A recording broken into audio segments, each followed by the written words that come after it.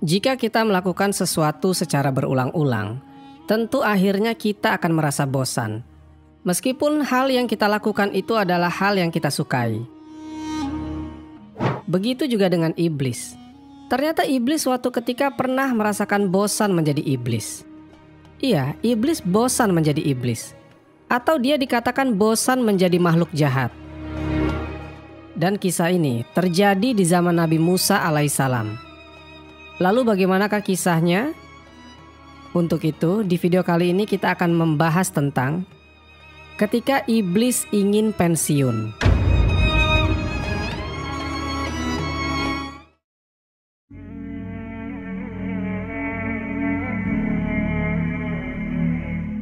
Assalamualaikum warahmatullahi wabarakatuh.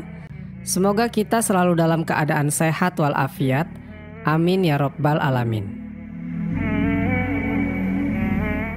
Kekafiran iblis bukan karena dia menyembah selain kepada Allah Subhanahu wa Ta'ala, dan bukan juga karena dia tidak mau beribadah kepada Allah. Tetapi yang membuat iblis menjadi kafir adalah karena sifat sombong yang ada pada dirinya. Iblis menganggap dirinya lah yang paling mulia dan paling pantas untuk dimuliakan. Iblis ini berasal dari golongan jin, dan dia memiliki nama asli yaitu Azazil atau Azazel. Dan ingatlah, ketika kami berfirman kepada para malaikat, sujudlah kamu kepada Adam, maka sujudlah mereka kecuali iblis. Dia adalah dari golongan jin, maka dia mendurhakai Tuhannya. Al-Quran Surat Al-Kahfi ayat ke-50. Tadinya iblis atau Azazil ini adalah hamba Allah yang paling soleh pada masa itu.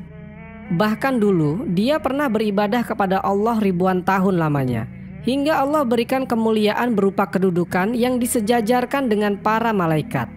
Malahan saking solehnya iblis ini, dia diberikan 600 sayap sebagaimana Jibril juga punya 600 sayap. Iblis juga pernah memimpin malaikat di langit untuk sebuah tugas besar, berupa perang membasmi kezoliman bangsa jin yang saat itu adalah pengelola bumi sebelum manusia. Saking luar biasanya iblis ini, dia dulu pernah bertemu atau bercakap secara langsung dengan Allah Subhanahu wa Ta'ala. Bukan hanya sekali dua kali, tapi sering, sesuai permintaan Allah kepada iblis. Dengan segala kesolehan dan pengetahuannya, hampir mustahil jika dibayangkan bahwa Azazil atau iblis ini suatu hari bisa menjadi kafir. Ini semua menjadi gambaran untuk kita semuanya bahwa orang yang paling soleh atau orang yang paling alim sekalipun tidak terjaga dari kekafiran. Sama sebagaimana Azazil dulu juga seperti itu. Ada kisah menarik yang ditulis oleh Ibnu Asakir dalam sebuah buku yang dikenal dengan nama Tarikh Dimashq. Ternyata ada kalanya iblis merasa bosan menjadi iblis. Iblis bosan menjadi kafir dan rindu menjadi hamba Allah seperti dahulu kala. Maka pada suatu hari, iblis datang menemui salah seorang nabi yang hidup di zaman itu. Dia adalah Nabi Musa alaihissalam. Ketika iblis datang menemui Musa, iblis berkata, "Wahai Musa, engkau adalah manusia pilihan Tuhan, seorang hamba utusan Tuhan dengan risalah darinya. Kamu adalah orang yang berbicara langsung dengan Allah. Sedangkan aku adalah makhluk ciptaannya yang dahulu berbuat durhaka kepadanya. Tapi sekarang aku ingin bertobat. Aku ingin minta tolong kepadamu, mintakan ampun kepada Allah untukku. Dan mintakan kepada Allah agar Allah meringankan dosa-dosaku." Nabi Musa yang merasa kasihan pun menyanggupi permintaan dari iblis tersebut. Kemudian Nabi Musa berdoa kepada Allah, meminta petunjuk bahwa iblis ingin bertobat dari segala dosanya dan ingin menjadi hamba Allah yang taat lagi seperti dahulu kala. Maka Allah pun mengabulkan doa dari Nabi Musa. Kemudian Allah memberikan petunjuk kepada Nabi Musa untuk disampaikan kepada iblis. Keesokan harinya, iblis datang lagi menemui Nabi Musa. Iblis hendak bertanya tentang permintaannya kepada Allah Subhanahu wa Ta'ala. Nabi Musa menjawab, "Wahai iblis, Allah bersedia mengampuni dirimu dan menerima tobatmu. Tetapi Allah mempunyai persyaratan untukmu. Apakah engkau sanggup dengan itu?" Mendengar perkataan Nabi Musa, iblis pun bergembira. Dengan bersemangat, iblis berkata, "Wahai Musa, katakanlah apa syaratnya. Aku pasti akan melakukannya." Kemudian Nabi Musa menjawab, "Carilah kuburan Adam dan sujudlah engkau di hadapannya." Mendengar hal itu, iblis langsung berubah wajah dan langsung marah. Iblis pun berkata, "Tidak mungkin aku melakukan itu. Jangankan sekarang ketika Adam telah mati, ketika dia hidup saja aku tidak mau bersujud untuknya."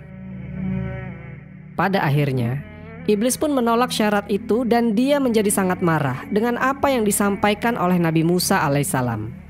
Tapi iblis sangat menghormati Nabi Musa karena Nabi Musa telah menyampaikan keinginannya kepada Allah Subhanahu wa Ta'ala. Maka iblis pun memberikan nasihat kepada Nabi Musa supaya Musa dan seluruh manusia berhati-hati terhadap tipu daya iblis dan bala tentaranya. Di situ iblis sampaikan kepada Musa bahwasanya iblis akan datang kepada manusia pada 3 waktu. Yang pertama, saat manusia marah. Di saat itu iblis akan membisikkan kejahatan di hati manusia. Iblis akan menguasai pandangan manusia, kemudian masuk melalui darah manusia. Yang kedua, tatkala ketika terjadi peperangan, iblis akan datang dan membisikkan kepada orang-orang beriman hal-hal yang dapat meragukan hatinya, sehingga dia akan lari dari medan perang dan meninggalkan untuk membela agamanya. Kemudian yang ketiga, iblis akan datang kepada manusia ketika ada laki-laki dan wanita yang bukan mahramnya duduk berduaan. Maka iblis akan menjadi yang ketiga untuk membuat laki-laki dan wanita itu berzinah. Inilah kisah yang bisa menjadi satu pelajaran besar untuk kita semua, bahwasanya sampai kapanpun seseorang tidak akan mendapatkan hidayah sampai dia membuang rasa sombong di dalam hatinya.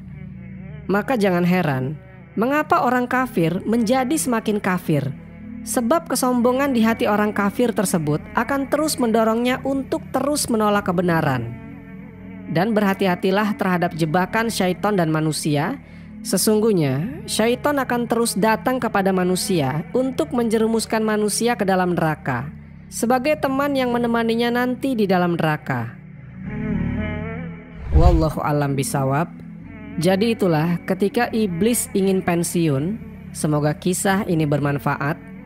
Lebih dan kurangnya mohon dimaafkan. Yang benar datangnya dari Allah Subhanahu wa Ta'ala. Khilaf atau keliru itu datangnya dari saya pribadi sebagai manusia biasa. Sampai ketemu di kisah-kisah seru yang penuh makna selanjutnya. Saya akhiri. Wassalamualaikum warahmatullahi wabarakatuh.